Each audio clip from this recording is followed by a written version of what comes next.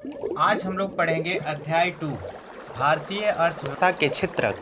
ठीक है, तो आर्थिक कार्यों के क्षेत्रक। अब देखेंगे कि निम्न चित्रों को देखें आप लोगों को विभिन्न आर्थिक गतिविधियों को कार्यरत पाएंगे। इनमें से कुछ गतिविधियां वस्तुओं का उत्पादन करती हैं, कुछ अन्य सेवाओं का सृजन करती हैं।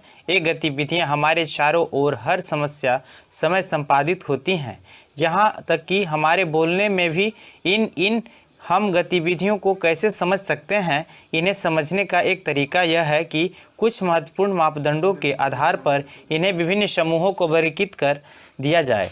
इन समूहों को क्षेत्रक भी कहते हैं। उद्देश्य और भी किसी महत्वपूर्ण मापदंड के आधार पर हम इन्हें अनेक तरीकों से वर्गीकृत किया जा सकता है। तो जैसे कि देखिए, सबसे पहले वर्गीकृत करते हैं आधार पर किन किन अर्थव्यवस्थाओं को हम लोग ये कर सकते हैं, यानी कि कर सकते हैं। देखिए, कोई यहाँ पे देखिए ईंट के उद्योग चला रहे हैं।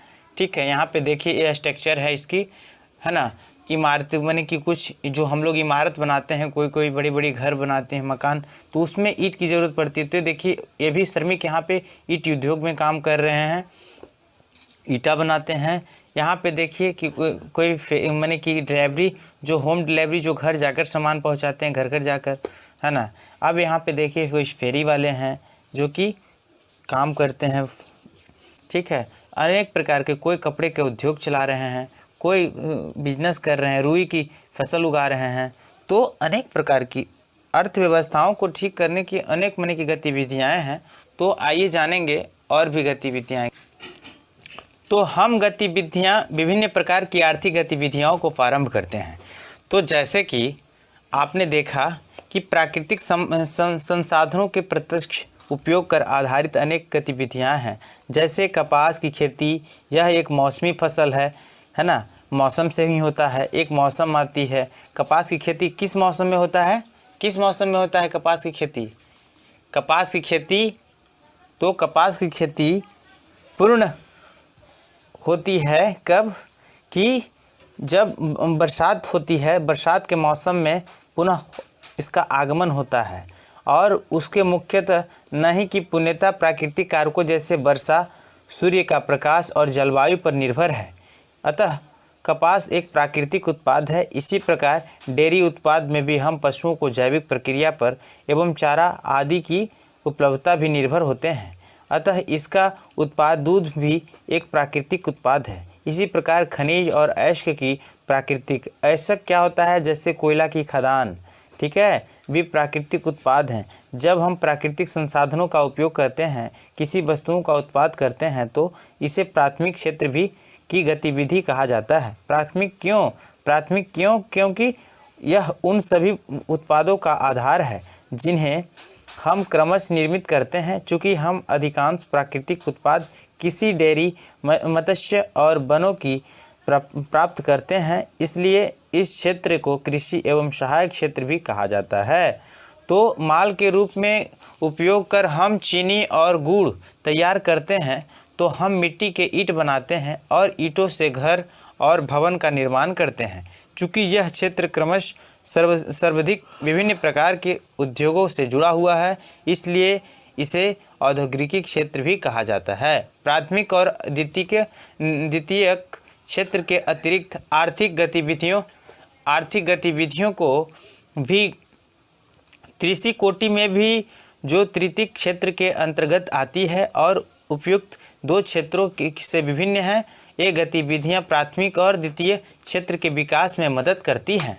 ये गतिविधियां स्वतः वस्तुओं का उत्पादन नहीं करती है, बल्कि उत्पाद प्रक्रिया को सहयोग या मदद करती हैं। जैसे प्राथमिक और द्वितीयक क्षेत्र का द्वारा उत्पाद वस्तुओं की थोक एवं खुदरा विक्रेता को बेचने के लिए ट्रक और ट्रेनों द्वारा परिवहन करने की ज़रूरत पड़ती है। तो कभी कभी वस्तुओं के गोदाम को भंडारित करने की आवश्यकता होती है।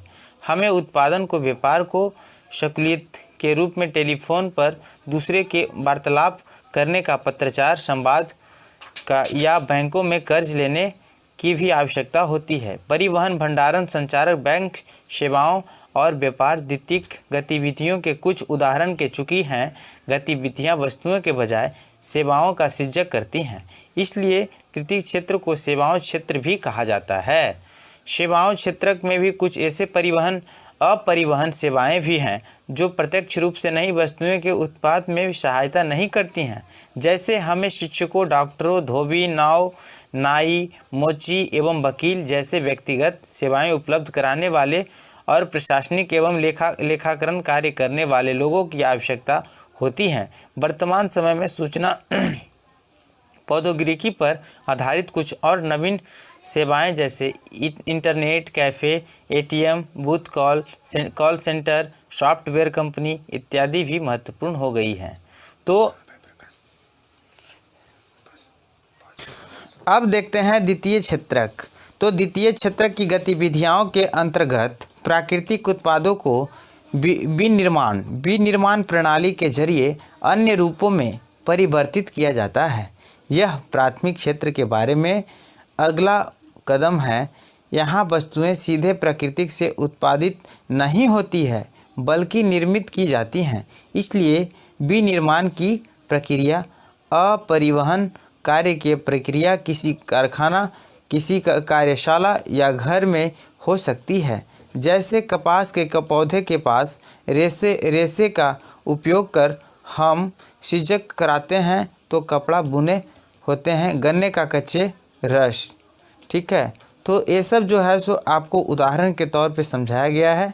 तो आज का यहीं तक हम समाप्त करेंगे और नेक्स्ट कुछ लेकर आएंगे अगला वीडियो में। Thank you so much. Okay.